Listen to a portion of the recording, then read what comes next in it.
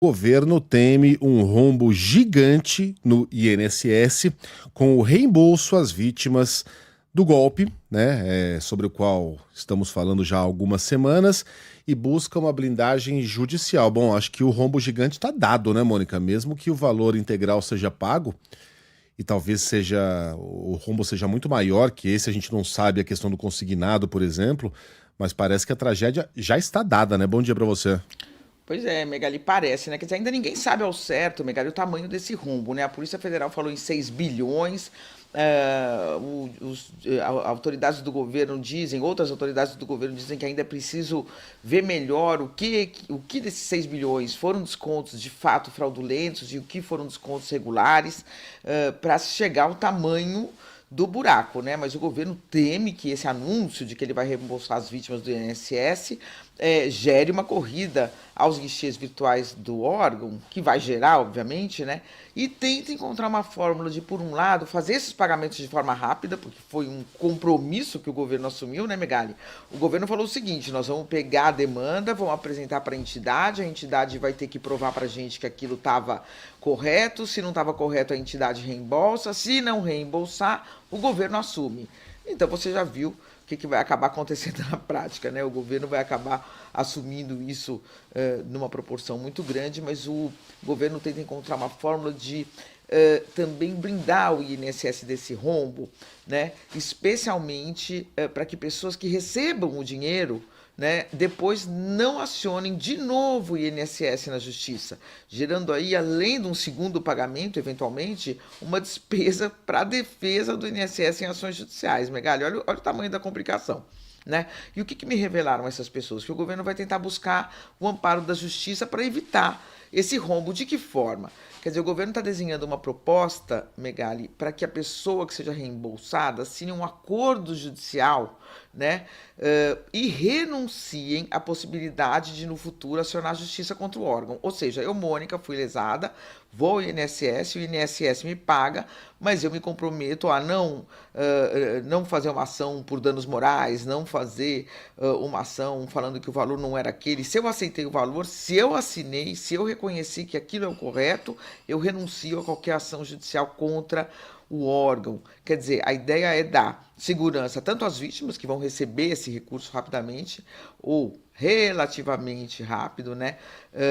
E também dar segurança ao órgão para que ele não sofra uma avalanche de ações judiciais, mesmo depois de fazer o reembolso, o Megali, que já vai envolver bilhões e bilhões de reais. Portanto, a ideia é que o pagamento feito nesse momento vincule o aposentado ou o pensionista para que eles deem uma quitação total da dívida e para que esse acordo seja homologado judicialmente. Então aí vai ter um acordo, vai envolver, o governo tenta envolver a Defensoria, né, Pública da União, o Ministério Público Federal, o Conselho Nacional de Justiça, o Conselho Federal de Justiça, já que é a Justiça Federal que vai julgar os casos, para que haja essa costura, Megali, essa costura mesmo, um grande acordo judicial envolvendo todos esses órgãos. Quem recebe o dinheiro renuncia à ação, leva o seu dinheiro para casa, tem o seu reembolso, mas não provoca o INSS novamente com novas ações judiciais.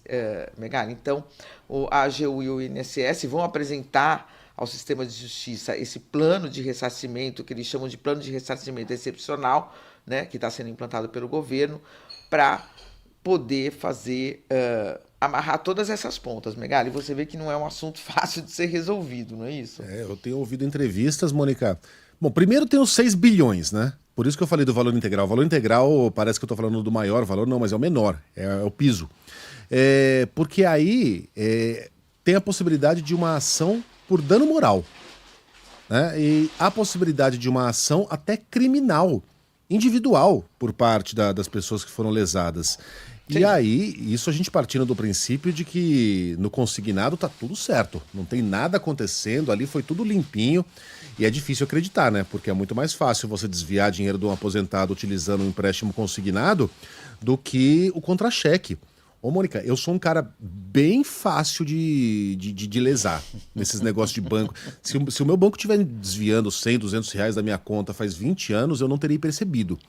O bocó mesmo. A Carla fala assim, você viu que eu te depositei aquela grana que eu tava te devendo? Ela fala, não via, faz 2 meses, eu não reparei. Eu nunca olho aquilo. Mas um dia eu vou reparar. Um dia eu vou perceber que no meu contra-cheque tem lá desconto para associação não sei o que lá, bibibi, bobobó. Vou falar, mas o que é isso aqui? Eu vou ficar curioso. E são milhões de pessoas lesadas. Uma pessoa que ficasse curiosa já poderia causar um escândalo, já poderia provocar uma bola de neve, né? Esse escândalo seria revelado em uma hora ou outra. É inacreditável que isso tenha prosperado desde o governo Temer, por todo o governo Bolsonaro, passando por todo o governo Lula, e esse escândalo não tenha visto a luz do dia. Quer dizer, até viu. Agora viu, né? Agora viu, mas demorou, né, Mônica? Porque é um negócio tão... É um roubo documentado. É uma coisa inacreditável, difícil até de acreditar. Não é como eu entrar na casa da Carla, abrir uma gaveta lá, roubar um colar de pérolas, tomara que ela nunca perceba, e se perceber, que será que aconteceu? Tá lá documentado. Tá no olerite de cada um deles. Tá no olerite de cada um desses aposentados. Não, é como a pessoa entrar numa cidade inteira, casa por casa, roubando um colarzinho, né? E deixando um recibo. Isso. Passei aqui, peguei seu colar, assinado, Megali, ladrão. quer dizer, o desafio agora, porque se as pessoas recebem o dinheiro rapidamente, além disso, movem uma ação, aí vai ser um buraco sem fundo. Então o governo tá tentando costurar um acordo que é o seguinte, Megali, você recebe rápido, ou sei lá, de quem que você roubou mesmo, o colar. Meu. Carla, você recebe rapidamente, eu, governo, vou me responsabilizar pelo roubo do Megali, mas você recebe esse colar e você se compromete a não me processar por danos morais, porque eu te dei esse colar de volta de uma maneira rápida. Assim, há uma tentativa de se preservar esse patrimônio público, né, Megali? Senão nós aqui todos vamos pagar uma conta muito alta. Então, essa é a compensação, quer dizer, que a pessoa recebe rapidamente de volta, ou relativamente rápido, não vai receber em 2 dias, mas recebe de maneira ágil, dentro do possível, mas quando recebe, aí renuncia a todas as outras ações.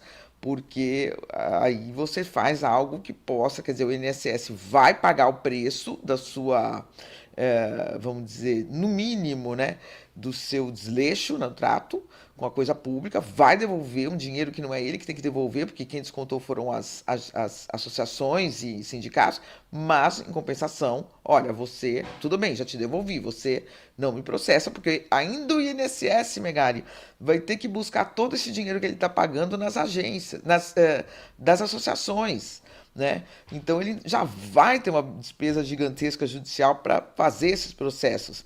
Imagine se ele tiver que buscar o dinheiro numa ponta, pagar na outra e pagar duplamente na outra. É o risco que o INSS hoje está correndo e, portanto, há uma tentativa de fazer uma blindagem, claro, de dar um tratamento minimamente responsável a esse acordo, né, Megali? Ô, Mônica, agora me permita aqui, mais cedo a gente colocou o Lula falando a respeito do assunto e aí o Pablito me chamou a atenção aqui, falou, Mega, você devia estar com a cabeça em outro lugar, pensando em outra coisa, porque o que ele falou é uma coisa que você teria comentado. Eu falei, o que ele falou? E ele me disse, eu falei, de fato eu teria comentado, eu quero colocar de novo esse sonoro em algum momento. Vamos e lá, acho que esse é o momento perfeito. Vamos lá, o Lula sobre o escândalo no INSS. Você sabe que era ministro da Previdência em 2019. Você sabe que era chefe da Casa Civil em 2019. A gente poderia ter feito um show de pirotecnia. Mas a gente não quer uma manchete de jornal. A gente quer apurar. Devolver ou não vai depender de você constatar a quantidade de pessoas que foi enganada. Não, mas não é essa não. É aquela que ele fala que a culpa é do outro governo, não é? Ele tá falando aí, né? Ele falou? Foi o que ele falou? 2019. Ah, 2019, tá. Ele não falou o nome do ex-presidente, mas disse que a culpa era do... Como se fosse um mérito do governo dele ter descoberto essa fraude que vinha do governo anterior. Ô, Lula, para de ser cínico, né? Com todo respeito, não seja cínico, não nos faça de idiotas. A fraude de fato surgiu no governo anterior. Aliás, no anterior ao anterior. Prosperou durante todo o governo Bolsonaro sem que ninguém tivesse percebido nada e foi descoberta no seu governo, mas não foi descoberta pelo seu governo. A CGU e a Polícia Federal são órgãos independentes. O seu mérito, o mérito de seus ministros é zero. Pelo contrário, esse escândalo está no seu colo e foi no seu governo, né, sob a batuta do seu ministro, aliás, alguém muito próximo do senhor, que esse valor roubado se multiplicou por muitas vezes.